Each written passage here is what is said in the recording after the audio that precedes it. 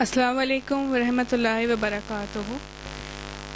ایک بار پھر آپ کا ہم تہہ دل سے شکر گزار ہیں اس متھرا سٹی میں آنے کے لیے۔ آج کا ٹاپک نئی نسل کی دینی تعلیم و تربیت کی اہمیت ہے۔ سب سے پہلے ہم افسانہ انصاری کو بلانا چاہیں گے قرآن کی تلاوت اور ٹرانسلیشن کے لیے۔ السلام علیکم ورحمۃ اللہ وبرکاتہ۔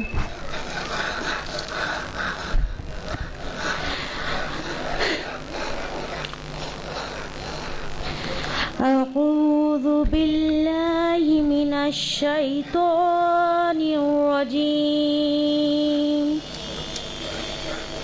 بسم اللہ الرحمن الرحیم۔ الرحمن علم القرآن خلق الإنسان علمه البيان۔ الشمس والقمر بحسبان والنجم والشجر يسجدان، والسماء رفعها ووضع الميزان ألا تطغوا في الميزان وأقيموا الوزن بالقسط ولا تخسروا الميزان والأرض وضعها للأنام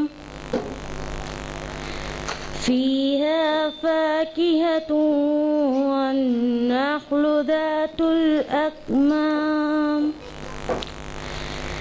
والحب ذو العصف والريحان، فبأي آلاء ربكما تكذبان؟ خلق الإنسان من صلصال كالفخار وخلق الجن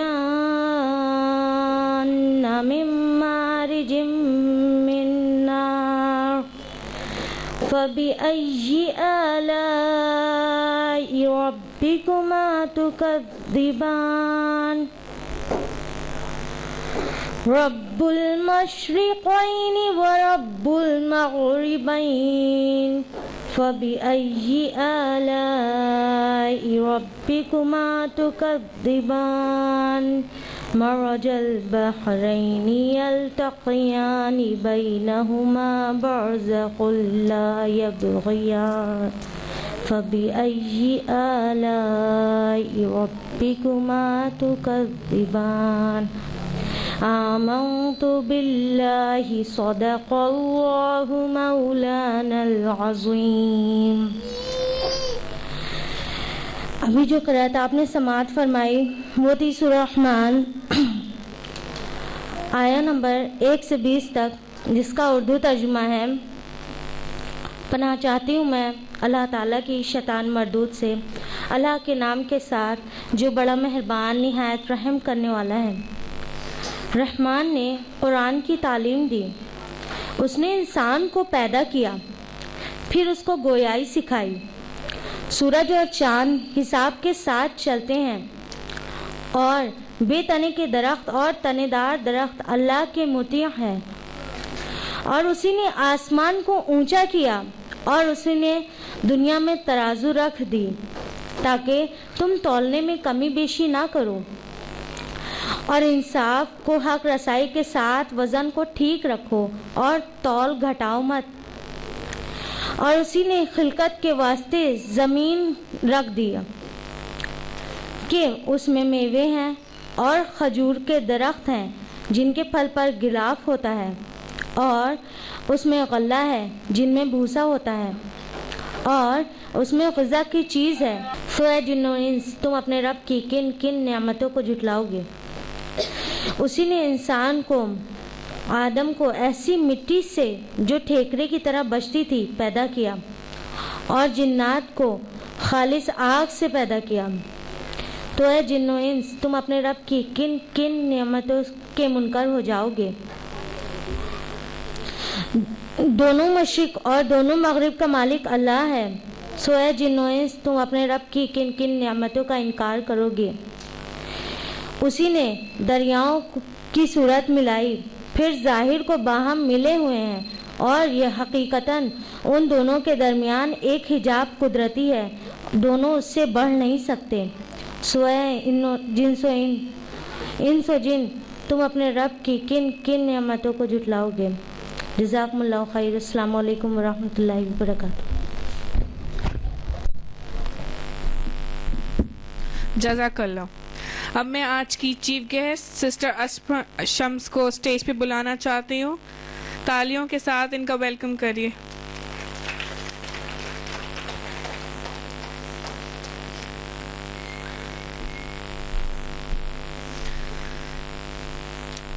اب آپ کے سامنے ایک لیکچر پریزنٹ کریں گی حلیمہ افشا، اسٹینڈرڈ 5 یونیورسل بردرہڈ پر، یعنی عالمی بھائی چارہ. اسٹیج پر ویلکم کریں. الحمدللہ والصلاة والسلام علی رسول اللہ وعلی آلہ واصحابہ اجمعین، اما بعد. اعوذ باللہ من الشیطان الرجیم، بسم اللہ الرحمن الرحیم. یا ایھا الناس انا خلقناکم من ذکر وانثی وجعلناکم شعوبا وقبائل لتعارفوا ان اکرمکم عند اللہ اتقاکم. رب اشرح لی صدری ویسر لی امری واحلل عقدۃ من لسانی یفقہوا قولی. السلام علیکم ورحمۃ اللہ وبرکاتہ. My name is Halima Afsha. I study in class 5th in Taqwa Islamic School. I am here to present before you a speech. The topic of my speech is Universal Brotherhood. There are various types of brotherhood. For example, brotherhood based on relationship, brotherhood based on regions, on race, on caste, on creeds, etc. But all these types of brotherhood are limited. Islam, alhamdulillah, believes in universal brotherhood. It does not believe that human beings have been created in castes or in different level.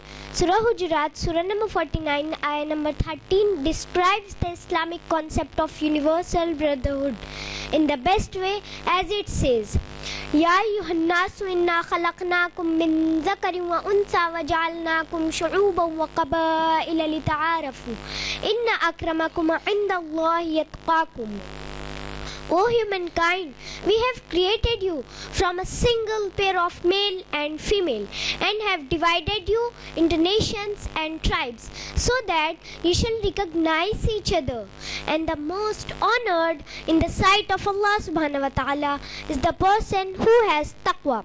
That means all human race originates from a single pair of male and female. All the human beings in the world have a common grandparent. That means all are equal. In the glorious Quran, in Surah Isra, Surah number 17, ayah number 70 says, وَلَقَدْ كَرَّمْنَا بَنِي Adam. Allah subhanahu wa ta'ala, Almighty God, has honored the children of Adam. Allah does not say that He has honored only the Arabs or the Americans or a particular race, but all the children of Adam.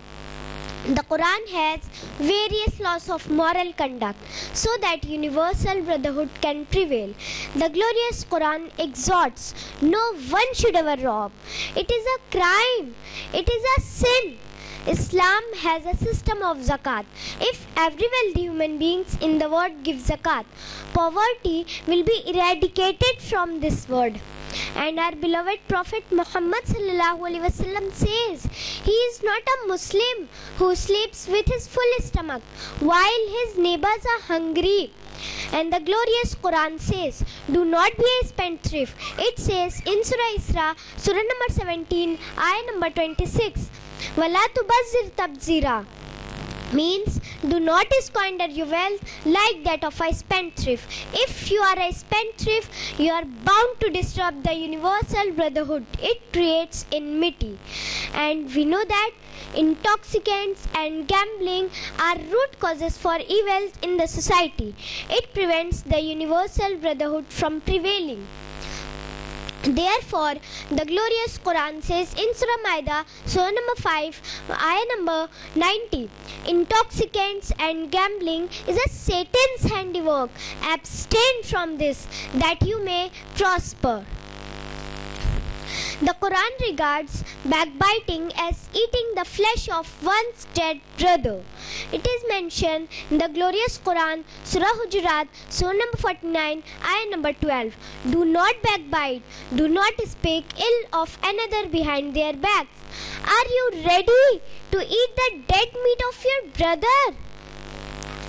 Muslims are supposed to demonstrate the universal brotherhood 5 times a day in their salah. It is mentioned in Sahih Bukhari, volume number 1, in the book of Azan, chapter number 75, hadith number 692, that Hazrat Anas said that when he stood for salah, the shoulder of the companion touched with the shoulder of the companion. Our feet touched with the feet of a companion. Irrespective of whether rich or poor, whether king or pauper, when you stand for salah, stand shoulder to shoulder, so that the brotherhood increases. And the best example of international brotherhood is in the pilgrimage of Islam, that is during Hajj. Above 2.5 million people from the various parts of the world come to Makkah to perform Hajj. The men are dressed up in 2 pieces of unsewn cloth. You cannot identify whether the person standing next to you is a king or a pauper. It is the best example of international brotherhood. If all the human beings believe in one God, there can be universal brotherhood. That means the same God has created all the human beings, irrespective of whether black or white, whichever caste, color, creed you belong to, all of them are equal, because they are created by one and only sole creator, Allah. It is mentioned in the glorious Quran in Surah Al-Imran, Surah number 3, ayah number 64. قُلْ يَا أَهْلَ الْكِتَابِ تَعَالَوْا إِلَىٰ كَلِمَةٍ سَوَاءٍ بَيْنَنَا وَبَيْنَكُمْ أَلَّا نَعْبُدَ إِلَّا اللَّهَ. Say, O people of the book, that come to common term as between us and you. And which is the first term? That we worship none but Allah. Let us first analyze the concept of God in Hinduism. It is mentioned in Chandogya Upanishad, chapter number 6, section number 2, verse number 1. Ekam iva dvityam means there is only one God without a second one. It is mentioned in Shotashatra Upanishad, chapter number 6, verse number 4. Na kas janita, na kadipa means of him there is no lord, neither parents. It is mentioned in Shotashatra Upanishad, chapter number 6, verse number 19. Na tasya pratima asti means of him there is no likeness. If you read the Yajurved, it is mentioned in chapter number 32, verse number 3. Na tasya pratima asti means of him there is no image. It is mentioned in Yajurved, chapter number 40, verse number 8. Almighty God is bodiless and pure. And the Braham Sutra, the fundamental creed of Hinduism, is Ekam Braham Dvitya Nahna Naste Kinchan, means there is only one God without a second one. Not at all, not at all, not in the least bit. Let's analyze the concept of God in Judaism. It is mentioned in the book of Deuteronomy in the Old Testament, chapter number 6, verse number 4. Jesus, peace be upon him, says, Shema Israelu, Adna Ilahainu, wa Adna Ikhad. Hear, O Israel, the Lord our God is one Lord. It is mentioned in book of Isaiah, chapter number 45, chapter number 43, verse number 11. Even I am the Lord, and besides me there is no God. It is mentioned in book of Isaiah, chapter number 45, verse number 5. I am the Lord, and there is none else. There is no God besides me. It is mentioned in the book of Deuteronomy, chapter number 5, verse number 7, says, Thou shalt have none other God besides me. Now, let's discuss the concept of God in Christianity.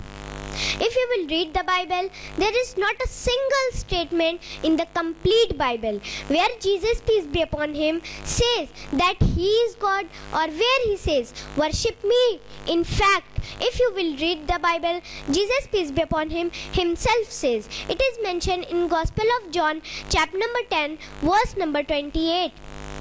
My Father is greater than I. Gospel of John, chapter number 12, verse number 29. My Father is greater than all. Gospel of Matthew, chapter number 12, verse number 29. I cast out devils by the Spirit of God. It is mentioned in Gospel of Mark, chapter number 12, verse number 29. Shema Israelu, Adna Ilahainu, Adna Echad. Hear, O Israel, the Lord our God is one Lord. And now, let's analyze the concept of God in Islam. The best reply that any person can give you regarding the concept of God in Islam is to quote Surah Ikhlas, Surah number 112, ayah number 1 to 4, which says, قُلْ هُوَ اللَّهُ أَحَدٌ اللَّهُ الصَّمَدُ لَمْ يَلِدْ وَلَمْ يُولَدْ وَلَمْ يَكُنْ لَهُ كُفُوًا أَحَدٌ. Say, He is Allah, the one and only, Allah the absolute and eternal. He begets not, nor is He begotten, and there is nothing like Him. To spread the universal brotherhood, it is compulsory to believe and worship only one Almighty God. I would like to end my talk by giving the quotation from Surah Nisa, Surah number 4, ayah number 1, which says, Ya ayyuhan nasu ittaqu rabbakum allazi khalaqakum min nafsin wahida. O humankind, fear your guardian Lord who has created you from a single person. Wa akhiru da'wana alhamdulillahi rabbil alamin. Wassalamu alaikum wa rahmatullahi wa barakatuh. Thank you Halima. इतनी तालियां काफ़ी थी इतने अच्छे lecture के लिए. एक बार और तालियां बजा.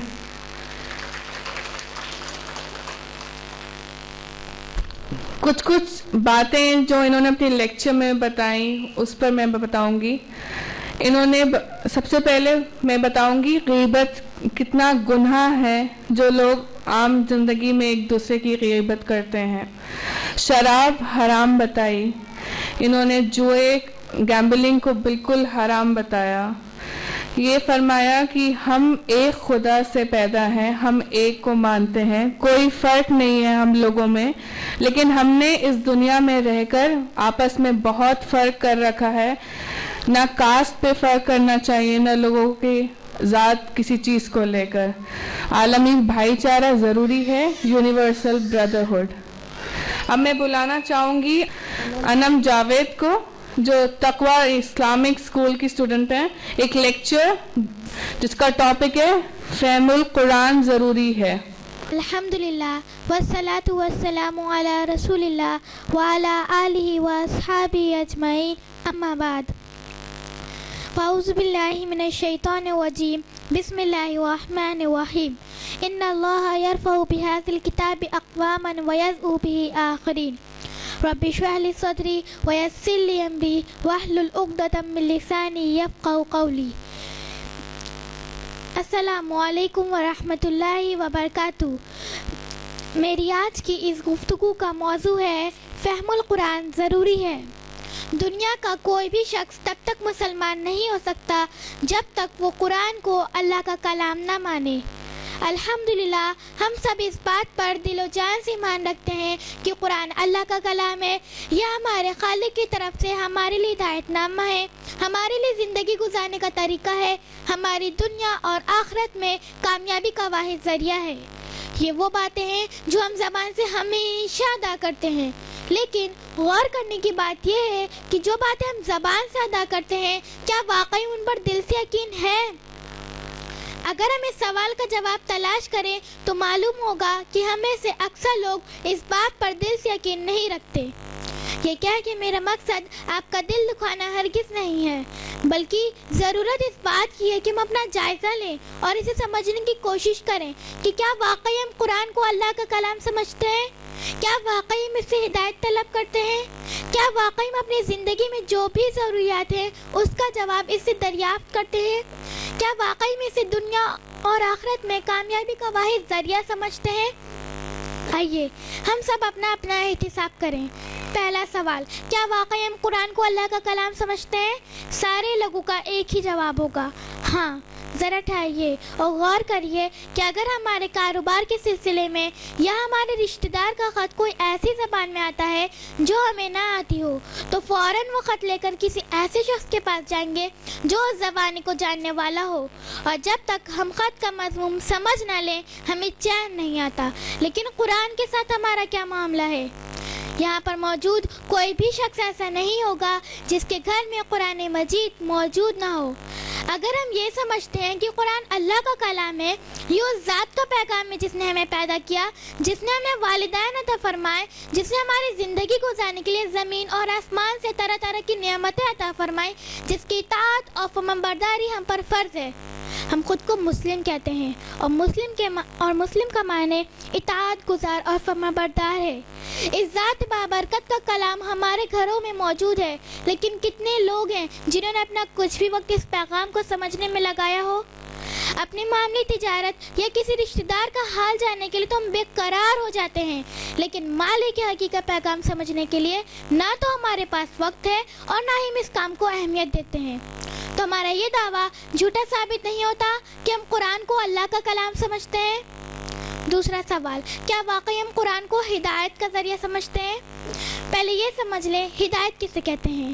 ہدایت کا لغوی معنی ہے رہنمائی کرنا، راستہ دکھانا، اور اصطلاح میں ہدایت اس راستے کو کہتے ہیں جس پر چل کر انسان روز آخرت کامیاب و کامران ہو۔ اب ہم ذرا اپنا جائزہ لیں کہ زندگی میں ہماری جو بھی ضروریات ہیں ان پر رہنمائی ہم کہاں سے حاصل کرتے ہیں۔ کبھی ہم اپنے خاندانی رسم و رواج کا دم بڑھتے ہیں تو کبھی ہم زندگی کے فیصلے ان طریقوں پر لیتے ہیں جو ہمارے معاشرے میں عام ہیں۔ کبھی ہم اپنے نفس کی پیروی کرتے ہوئے نظر آتے ہیں تو کبھی ہم کسی شخص سے متاثر ہو کر اس کے نظریات اپنا لیتے ہیں، بغیر اس بات کی پرواہ کیے ہوئے کہ ہمارے یہ اعمال اللہ کو پسند ہے یا نہیں۔ اگر ہم واقعی قرآن کو ہدایت کا ذریعہ سمجھتے ہیں، اس کو اپنے ہادی و رہبر خیال کرتے ہیں، تو ہمیں اس قرآن سے دریافت کرنا چاہیے تھا کہ ہمارے عقائد کیسے ہونے چاہیے، ہمارے اعمال کیسے ہونے چاہیے، ہمارے اخلاق کیسے ہونا چاہیے، ہماری لین دین کس طرح ہونی چاہیے، دوستی اور دشمنی میں کس قانون کی پابندی ہے، اللہ کے بندوں اور خود اپنے نفس پر ہم پہ کیا حقوق ہے اور انہیں ہم کس طرح ادا کریں، ہمارے لیے حق کیا ہے، باطل کیا ہے، ہمیں کس کی اطاعت کرنی چاہیے، کس کی نافرمانی کرنی چاہیے، تعلق کس سے رکھنا چاہیے، کس سے نہیں رکھنا چاہیے، ہمارا دوست کون ہونا چاہیے، ہمارا دشمن کون ہونا چاہیے، ہمارے لیے عزت اور فلاح کس چیز میں ہے اور ذلت نامرادی کس چیز میں ہے۔ یہ ساری باتیں آج ہم نے قرآن سے پوچھنی چھوڑ دی ہیں، اس کا نتیجہ ہمارے سامنے ہے۔ جب تک ہم نے قرآن کو اپنا حقیقی رہنما بنایا ہمیں دنیا میں بھی عزت وقار ملا، لیکن جب سے ہم نے قرآن سے منہ موڑ لیا ہے ہم ذلیل و خوار ہو رہے ہیں۔ بقول علامہ اقبال، وہ زمانے میں معزز تھے مسلمان ہو کر اور تم خوار ہوئے تارک قرآن ہو کر۔ اب ہم اپنی زندگی کے معاملات قرآن سے ہدایت طلب ہی نہیں کرتے تو ہمارا یہ دعویٰ کیوں سچا ثابت ہو سکتا ہے کہ ہم قرآن کو ہدایت کا ذریعہ سمجھتے ہیں؟ قرآن سے ہم نے کتنا اور کیسا تعلق قائم رکھا ہے؟ آئیے ذرا ایک نظر اس پر بھی ڈال لیتے ہیں۔ قرآن کو ہم نے اپنے گھروں میں جن اور بھوت بھگانے کا ذریعہ سمجھ رکھا ہے، یا اس کی آیت کو لکھ کر گلے میں ٹانگ لیتے ہیں یا گھول کے پی جاتے ہیں۔ کسی کو بہت توفیق ہوئی تو اس کی تلاوت بغیر پوچھے سمجھے کرتے ہیں۔ ذرا غور کریے، کیا قرآن انہی مقصد کے لیے آیا تھا؟ قرآن تو اس لیے آیا تھا کہ امت مسلمہ سے پڑھے سمجھے، اس کے احکام کو اپنی زندگی میں نافذ کرے۔ تاریخ گواہ ہے جب تک امت مسلمہ نے قرآن کے جملہ حقوق ادا کیے وہ دنیا میں بھی لوگوں کے امام رہے اور آخرت کا اجر بے شمار اور یقینی ہے۔ لیکن جب سے ہم نے قرآن سے منہ موڑ لیا ہے ہم ذلیل و خوار ہو رہے ہیں اور آخرت میں نہ جانے ہمارا کیا حال ہوگا۔ قرآن کے ساتھ جو ہمارا سلوک ہے وہ نہ صرف مقصد نزول کے خلاف ہے بلکہ عقل اور دانش کے بھی خلاف ہے۔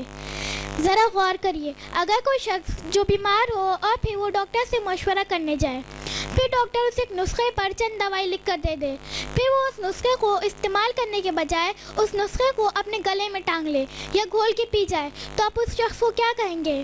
یقیناً آپ اسے پاگل، بیوقوف کہیں گے۔ پھر اگر ہم یہی اعمال اس نسخے کیمیا کے ساتھ کرتے ہیں جو ہمارے رب کی طرف سے ہمیں عطا کیا گیا ہے، تو ہم کیوں پاگل، بیوقوف کہلانے کی مستحق نہیں؟ ایک اور مثال سے اس بات کو سمجھیے، اگر کوئی شخص جو بیمار ہو اور اپنے علاج کے لیے میڈیکل کی کوئی معروف کتاب لے کر بیٹھ جائے اور پھر سمجھے کہ اسے